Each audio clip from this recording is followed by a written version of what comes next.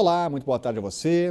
A Polícia Civil vai investigar a pane que ocorreu no sistema de marcação de consultas da rede pública de saúde. Desde segunda, o registro está sendo feito à mão, prejudicando milhares de pessoas.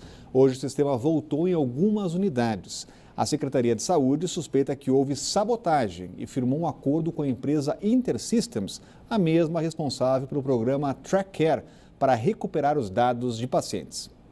O programa permite que todas as informações dos prontuários de pacientes da rede pública sejam acessadas em qualquer unidade de saúde do DF. Todo o sistema passará por avaliação de peritos internos da Secretaria. Além disso, a Polícia Civil também vai investigar o caso, já que a Secretaria suspeita que houve sabotagem. Até o momento, o acesso dos profissionais de saúde a mais de 2 milhões de prontuários continua parado. Já são 4 dias de atendimento prejudicado.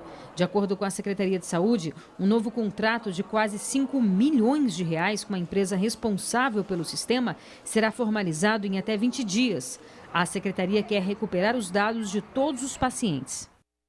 Aos poucos o sistema está voltando, Cláudio Beto, mas tem muita gente ainda reclamando. Bom, mas é impressionante, não é, como o setor público está sempre às voltas com a polícia, né, com gente, inclusive, sabotando a lista ou o prontuário, o acesso ao prontuário da população do Distrito Federal. É vergonhoso que isso ainda aconteça, mas faz muito bem a Polícia Civil de investigar, que investigue e aponte os culpados. A Secretaria de Saúde precisa explicar de quem ela suspeita, né? Precisa vir a público para dizer sabotagem de quem? Da empresa que prestava o serviço, de servidores? Alguém que tem interesse de prejudicar tão violentamente não só o sistema público de saúde, mas principalmente os doentes pobres de Brasília. Susto no CIA, uma fábrica de gelo que funcionava sem alvará, provoca vazamento de amônia nesta manhã. Uma pessoa ficou intoxicada com um composto químico.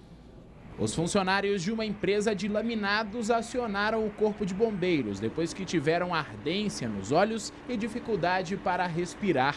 Segundo a corporação, os sintomas foram causados depois de um vazamento de amônia, que foi causado pela fábrica que fica ao lado da empresa. Uma pessoa ficou intoxicada por causa do vazamento e foi encaminhada ao hospital de base. Eles fizeram a solicitação de atendimento para a questão emergencial e o funcionário foi ao hospital com vômito. O local onde surgiu o vazamento fica no trecho 1 do setor de indústria e abastecimento. A Defesa Civil investiga as causas do acidente. Informações preliminares apontam que a fábrica funcionava de forma irregular. Ele não possui o alvará de funcionamento. É uma empresa que trabalha com a produção de gelo. No fim desta manhã, os bombeiros controlaram o vazamento. O local está interditado e só volta a funcionar depois de um laudo de liberação da Defesa Civil. E uma mulher foi socorrida pelos bombeiros no parque da cidade, na área do Castelinho, logo no início da manhã. Ela tinha sinais de espancamento e estava com algumas queimaduras. A mulher, aparentemente moradora de rua, foi levada para o Agarrã com ferimentos no rosto. Moradores da quadra 316 de Samambaia presenciaram um resgate histórico. Um prédio pegou fogo nesta madrugada e um policial militar salvou sozinho 20 pessoas que dormiam no local. O protagonista desta cena foi o cabo Heitor Teodoro da Silva, de 34 anos. O policial estava no lugar certo, na hora certa, e não hesitou em resgatar os moradores de um prédio durante um incêndio. O policial militar fazia a patrulha na região quando se deparou com as chamas que tomaram conta do local. Ele arrombou uma porta de ferro e acordou os moradores, que saíram assustados do prédio. Por último, é possível ver o PM saindo com uma criança no colo. O militar teve queimaduras leves pelo corpo, mas passa bem. Ninguém se feriu gravemente. Depois do resgate, os bombeiros chegaram para controlar as chamas. Se alguém tinha dúvida que existia um herói, está aí. Um herói aqui de Brasília. Exatamente, um resgate histórico, como você disse, e também heróico, né? O que a gente espera, até em reconhecimento pelo ato de bravura desse policial, é que o comandante da polícia e também o governador façam a ele todas as homenagens e, inclusive, com a posição de medalha pelo ato heróico. Afinal de contas, essas medalhas têm grande significado nas corporações militares e esse policial merece com todo louvor.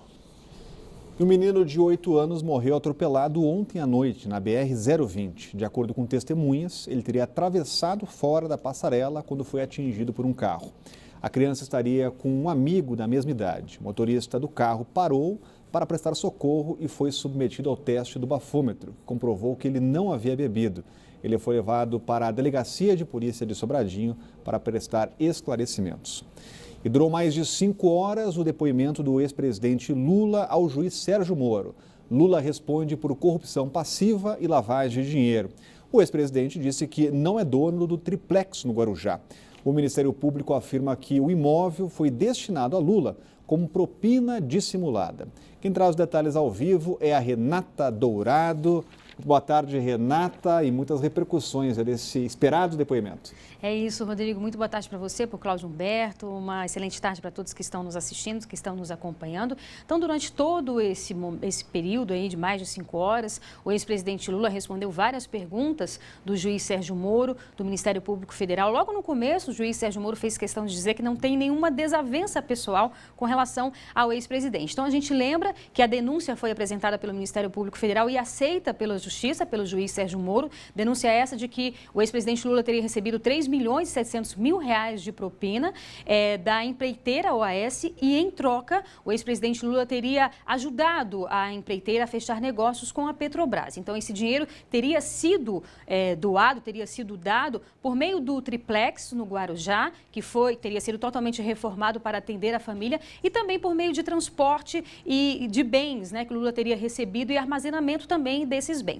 Nesse depoimento, o ex-presidente Lula disse que vem sendo massacrado pela imprensa, pelo próprio judiciário, e disse também que não foi apresentada nenhuma prova dessa denúncia, não tem nenhuma prova concreta de que ele seria, ou alguém da família dele, seria o dono desse triplex. Nós separamos um trecho desse longo depoimento, que durou 5 horas, como você bem disse, mas um trecho especificamente dele falando, se defendendo a respeito dessas acusações. Vamos ouvir. Eu esperava que o Ministério Público, numa audiência como essa, na sua presença, trouxesse aqui, sabe, o direito jurídico de propriedade. Está aqui, o seu Lula disse que não é dele, está aqui, ó, o documento, ele comprou, pagou, tem escritura pronta. Agora, fulano disse que não sei quem disse, estou sendo julgado pelo que eu fiz no governo. Eu estou julgado pela construção de um PowerPoint mentiroso. O ex-presidente Lula se negou a responder outras questões relacionadas a Mensalão ou ao sítio do Atibaia, porque disse que são questões que não estão relacionadas a essa ação e foi até a orientação dos próprios advogados. Perguntado se ele chegou a se encontrar, oferecer um café da manhã para a bancada do PP, ainda quando era presidente, para falar sobre esse assunto, para falar sobre propina, ele disse que se reunia sistematicamente com vários líderes partidários, chegou inclusive a dizer que se a presidente Dilma tivesse seguido esse conselho dele, tivesse feito mesmo, não teria acontecido o impeachment. Também disse da intenção dele em se candidatar novamente à presidência da República nas próximas eleições em outubro do ano que vem. Com relação agora a esse trâmite dessa ação, Rodrigo, contando todos os prazos regimentais que a acusação e defesa têm para apresentar aí os últimos esclarecimentos, tem um período de 35 dias. Depois desse período, aí sim o juiz Sérgio Moro já está apto a fazer o julgamento. Ele não tem prazo para julgar, mas ele já pode julgar passado esse período aí, esse tempo de apresentação desses últimos documentos, se for necessário, aí sim ele pode julgar e aí ele vai decidir se condena ou não Lula. Se o juiz Sérgio Moro condenar, ele pode recorrer à segunda instância. E a gente lembra que se tiver a condenação em segunda instância, aí o presidente Lula não vai poder se candidatar à presidência da República. Rodrigo. Obrigado, Renata. Acompanhando esse esperado depoimento, portanto, Cláudio Humberto, uma fase do processo. Pois é, o que a gente viu ontem, como advertimos, né, não era nenhum confronto, nenhum tipo de debate, não era nenhum tipo de duelo.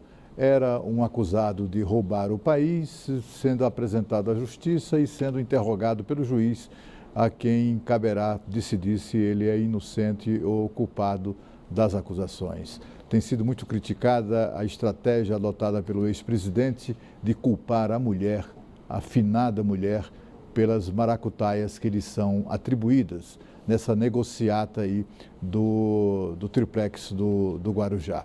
Não tem a tal da escritura, porque havia sempre contratos de gaveta. Essa é a rotina em negociatas dessa natureza. Havia, inclusive, a polícia encontrou, Polícia Federal e o Ministério Público, na casa do Lula, pastas em que se guardavam, inclusive isso, contratos de gaveta e também comprovantes relativos, documentos relativos não só ao apartamento, como também ao sítio em Atibaia. Mas, apesar de todas as contradições e de tudo aquilo, restou essa coisa absolutamente lamentável, triste, de Lula usar o falecimento da mulher para tentar se safar, uma estratégia para tentar se safar. Como disse hoje o Carlos Fernando, o veterano procurador da Lava Jato, ele disse que é tudo isso muito triste, até porque Dona Marisa não está aqui para se defender. A seguir, lixão da estrutural deve ser desativado até outubro. A gente volta já já.